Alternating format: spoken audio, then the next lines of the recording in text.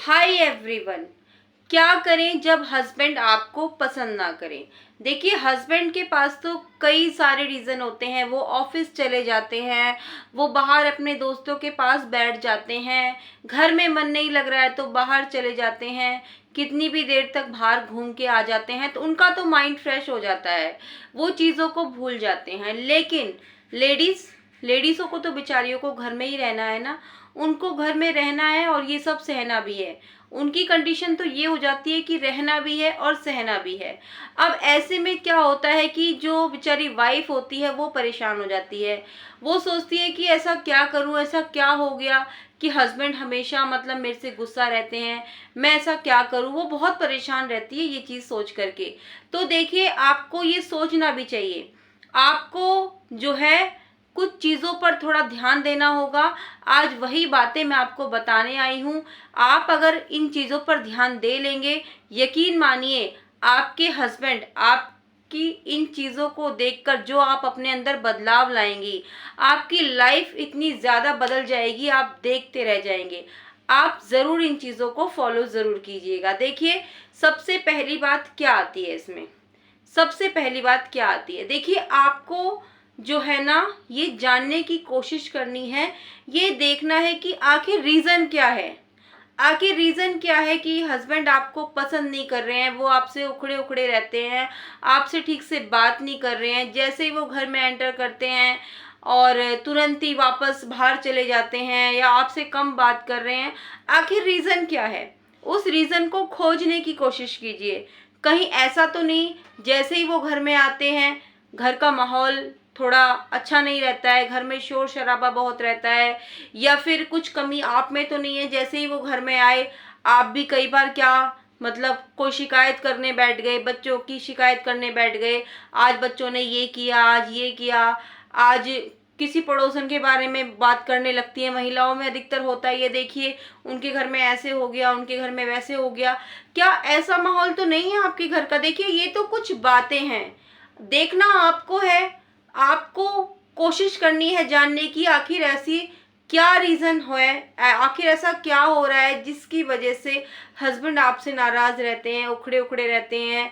और कई बार वो ऑफिस से भी लेट आते हैं, इस चक्कर में घर आना पसंद नहीं करते। आप बार बार फ़ोन करके पूछते रहते हो कि कहाँ रह गए, अभी तक नहीं आए। तो क्या रीज़न है ये आपको जानना है। ये छोटी छोटी कुछ बातें हैं जो मैं आपको बता रही हूँ, बाकी जानना तो आपको ही आखिर क्या रीज़न है। और जब आपको रीज़न पता चल जाए, मान लीजिए घर में शोर शराबा बहुत रहता है, वो इसकी वजह से शायद थोड़ा इरिटेट हो जाते हैं, तो आप उन चीज़ों को ठीक करने की कोशिश कीजिए। उन चीज़ों को ठीक करने की कोशिश कीजिए और देखिएगा धीरे धीरे बहुत अच्छा बदलाव आएगा। ठीक है, क्लियर हो गया आपको पहला पॉइंट। अब पॉइंट आता है दूसरा। दूसरा पॉइंट इसमें ये आता है कि कोई भी कंडीशन नहीं होनी चाहिए, जो है जैसे हैं आपको एक्सेप्ट कर लेना है उनको। ठीक है, आपको ये सोचना है कि बस मुझे इनसे अच्छे से बात करनी है, उनकी उनकी जो है हर चीज़ का मुझे ध्यान रखना है, बस आपको इतना सोचना है। कोई भी कंडीशन नहीं, कुछ नहीं। जैसे कई लेडीज़ों की जो है ना नेचर होता है, डिमांडिंग होती है, डिमांड रखती हैं कि नहीं नहीं, जब मेरे पास बड़ी गाड़ी आएगी मैं तो बस तभी खुश होंगी, नहीं जब मेरा अपना घर होगा मैं तो तभी खुश होंगी। नहीं, इन सब चीज़ों को छोड़ दीजिए। बिल्कुल भी किसी भी चीज़ की कोई भी कंडीशन नहीं होनी चाहिए। आपको बिल्कुल निस्वार्थ निस्वार्थ भाव से उनके साथ में अच्छे से रहना है। अपनी तरफ से आपको कहने का मौका बिल्कुल नहीं देना है। बिल्कुल प्रेम से, आदर भाव से, सम्मान दे करके उनसे आपको बात करनी है। ठीक है, इसमें ये नहीं होना चाहिए वो तो कभी मुझसे अच्छे से बात नहीं करते तो मैं क्यों करूं। नहीं, ऐसा कुछ भी नहीं होना चाहिए। ठीक है, अब इसमें तीसरा पॉइंट क्या आता है। तीसरा पॉइंट ये आता है कि जब आप आपस में बातचीत करते हो, आपका तरीका कैसा रहता है, आपकी बॉडी लैंग्वेज कैसी रहती है। मान लीजिए जब वो ऑफिस जाते हैं तो आप उनको किस तरीके से बाय बोलते हो, हंस के बोलते हो या थोड़ा मुंह बना के बोलते हो। जब वो वापस लौटते हैं तब आप उनको कैसे वेलकम करते हो, एक मुस्कुराहट के साथ करते हो या फिर ऐसे ही गुस्से में, या कोई आप उनकी तरफ देखते भी नहीं हो। इन चीज़ों पर आपको थोड़ा सा ध्यान देना है। ठीक है, अच्छे से उनको जो है उनको लगना चाहिए कि आप जो है उनके लिए कुछ कर रही हैं, उनको रिस्पेक्ट दे रही हैं। देखिए इसमें चौथा पॉइंट यही आता है कि आपको उनको रिस्पेक्ट देनी है। देखिए रिस्पेक्ट देनी है आपको उनको, क्योंकि जो ये पुरुष लोग होते हैं ना, जब हम कोई लेडीज या उनकी वाइफ उनको जब रिस्पेक्ट देती है, इन लोगों को तभी समझ में आता है, तभी लगता है कि हाँ ये मुझसे लव करती है, मुझसे प्यार करती है और ये मुझे काफ़ी रिस्पेक्ट देती है, उनको तभी समझ में आता है। और एक चीज़ मैं आपको बता दूं, देखिए ये जो हमारा देश है ना, ये हमारा भारत देश आज भी ये पुरुष प्रधान देश है। आज भी ये पुरुष प्रधान देश है। भले ही आज बहुत सारी चीज़ें बदल गई हैं, धीरे धीरे हर चीज़ चेंज हो रही है। देखिए अगर आप पीछे जाएंगे ना, 40-50 साल पीछे चले जाइए, 40-50 साल पीछे जब आप जाएंगे ना, अपनी दादी नानी के किस्से अगर आपको सुनने को मिले तो ज़रूर सुनिएगा। आप लोगों को पता चलेगा उनकी बातें सुन करके उस टाइम पर महिलाओं को किस तरीके से रखा जाता था। महिलाओं को घूंघट में रखा जाता था। घर में अगर 2 महिलाएं भी हैं, वो आपस में बात नहीं कर सकती थी। बहुत ज़्यादा कंडीशन खराब थी, उनको बोलने का हक नहीं दिया जाता था। लेकिन आज तो चीज़ें बदल रही है ना, धीरे धीरे ही सही, लेकिन चीज़ें बदल रही हैं। लेकिन फिर भी आज भी हमारा ये पुरुष प्रधान देश है। अगर आप हस्बैंड की या किसी भी आदमी की अगर ईगो को हर्ट करोगे तो वो आपके साथ में अच्छे से बिहेव नहीं करेगा। इस बात को आप मान के चलिए।